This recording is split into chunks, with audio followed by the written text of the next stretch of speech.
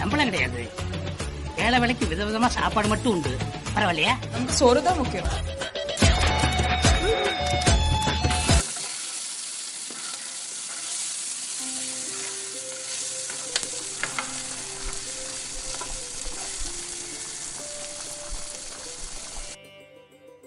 வணக்கம் உறவுகளே, இன்னைக்கு ரொம்ப ஸ்பெஷலான ஒரு டிஷ் பார்க்க போகிறோம். அதுவும் நம்ம ஐயோ அம்மா சோறிலிருந்து நம்ம உறவினர் கேட்டதுனால அவங்களுக்காக. இது முஸ்லீம் வீட்டு கல்யாண நெய்ச்சோறும் நம்ம செட்டிநாடு காளான் கிரேவியும் சேர்த்து எப்படி செய்கிறதுன்னு பார்க்கலாமா?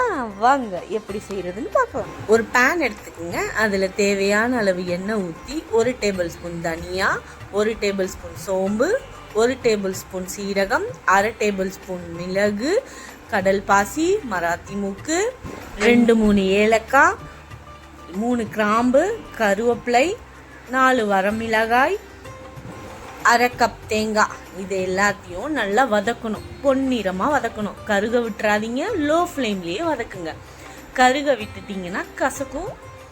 கருக விடாமல் இந்த மாதிரி வதக்குனா போதும். அதை அப்படியே ஒரு மிக்சி ஜாரில் ட்ரான்ஸ்ஃபர் பண்ணி ஃபைன் பேஸ்ட்டாக அரைச்சிக்கணும். கொரன்னு அரைக்கக்கூடாது, ஃபைன் பேஸ்ட்டாக அரைக்கணும்.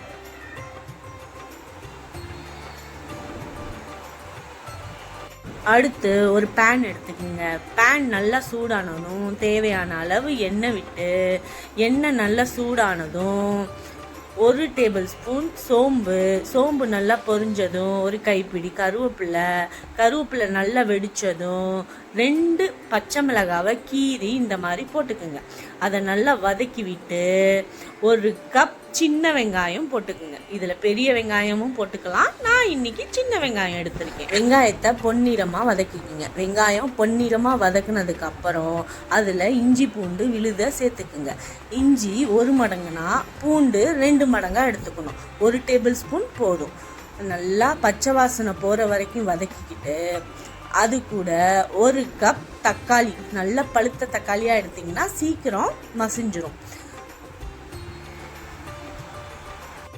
1 ஸ்பூன் மஞ்சள் தூள், 1 ஸ்பூன் மிளகாய் தூள், 2 ஸ்பூன் தனியாத்தூள். இதில் தனியாத்தூள் நிறையா சேர்த்தோம்னா ரொம்ப சுவையாக இருக்கும். அதுக்காக ரொம்பவும் சேர்த்துறாதீங்க. நம்ம ஆல்ரெடி முழு தனியாத்தூள் சேர்த்து அரைச்சி வச்சுருக்கோம் இல்லையா, அதனால 2 ஸ்பூன் சேர்த்தா போதும். 1 ஸ்பூன் மிளகாய் தூள், 2 ஸ்பூன் தனியாத்தூள் போட்டு நல்லா கலந்துக்குங்க.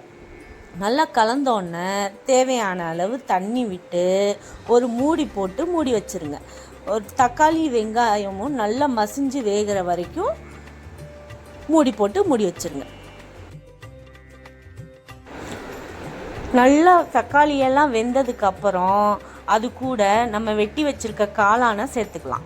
அது கூடவே நான் 2 உருளைக்கிழங்கு, பெரிய உருளைக்கிழங்க வேக வச்சு எடுத்திருக்கேன். அதை 4ஆக கட் பண்ணி அது கூடவே சேர்த்துக்கலாம்.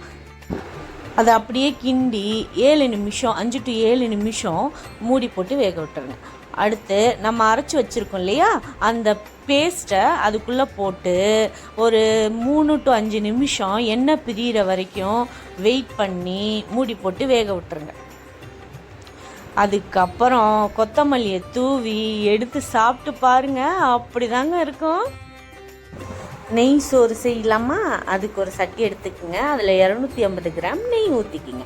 கூடவே பிரியாணி இலை, பட்டை, 2 கிராம்பு, 3 ஏலக்காய் சேர்த்துக்கிட்டு நல்லா பொரிஞ்சோன்னே நீளமாக வெட்டின வெங்காயம் பிங்க் கலரில் தாங்க இருக்கணும். இதில் எதுவுமே நிறைய வேக விடக்கூடாது. இந்த அளவுக்கு இருந்தால் போதும். அது கூட ஒரே 1 டேபிள் ஸ்பூன் இஞ்சி பூண்டு, அதையும் நல்லா பச்சை வாசனை போகிற வரைக்கும் வதக்கிக்குங்க. அது கூடவே 1 கைப்பிடி புதினா, 1 கைப்பிடி கொத்தமல்லி, 2 பச்சை மிளகாவை கீரி போட்டிருக்கேன் நான். நீங்கள் கீரி போடாதீங்க, காரமாக இருக்கும். முழுசாகவே போட்டுக்கோங்க. புதினா கொத்தமல்லி இந்த அளவுக்கு வதங்கினோன்னே அது கூடவே ஒரு பெரிய தக்காளியை 1-2 நறுக்கி போடுங்க. அது ரொம்ப வேக விட வேண்டாம், டேஸ்ட்டுக்காக போடுறோம். கூடவே கொஞ்சம் முந்திரி, நிறையா எவ்வளோ உங்களுக்கு தேவையோ அவ்வளோ போட்டுக்குங்க. போட்டுட்டு எல்லாமே லைட்டாக தாங்க வதக்க விடணும். அது கூடவே 1 டேபிள் ஸ்பூன் தயிர் போட்டு நல்லா கிண்டினதும் 1 கப் பாஸ்மதி ரைஸுக்கு 1.5 கப் தண்ணி ஊற்றணும். நான் 25 நிமிஷத்துக்கு முன்னாடியே பாஸ்மதி ரைஸை நல்லா கழுவி ஊற வச்சுட்டேன். உங்களுக்கு எவ்வளோ அரிசி எடுத்துருக்கீங்களோ இந்த மெஷர்மெண்ட் படி தண்ணி ஊற்றிக்குங்க. அது கூடவே 1/2 கப் பால் ஊற்றிக்குங்க. பேக்கெட் பாலாக இருந்தாலும் சரி, இல்லை தேங்காய் பாலாக இருந்தாலும் சரி. நம்ம 1.5 கப் ஊற்றுறோம் இல்லையா, அதில் 1/2 கப் பால் ஊற்றணும். ஊற்றி தேவையான அளவு உப்பு போட்டு மூடி போட்டு தண்ணி கொதிக்கிற வரைக்கும் வெயிட் பண்ணுங்கள். தண்ணி கொதித்ததுக்கப்புறம் நம்ம ஊற வச்ச அந்த பாஸ்மதி ரைஸை அதில் போட்டு தண்ணி வத்துற வரைக்கும் வெயிட் பண்ணணும்.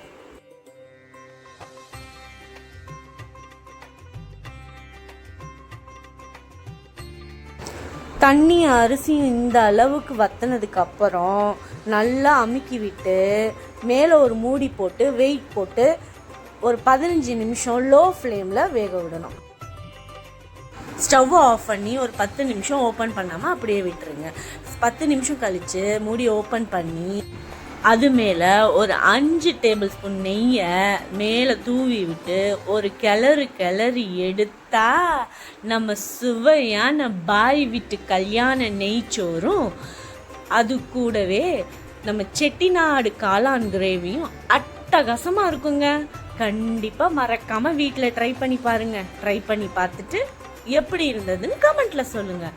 அப்படியே பக்கத்தில் இருக்க லைக் பட்டனும் அமுக்கிடுங்க. நிறைய பேர் நம்ம சேனலை சப்ஸ்கிரைப் பண்ணாமல் பார்க்குறீங்க. சப்ஸ்கிரைப் பண்ணிவிட்டு பாருங்களே, உங்கள் சப்போர்ட் எனக்கு ரொம்ப முக்கியம். அடுத்த ஒரு வீடியோவில் சந்திக்கிறேன். பாய்.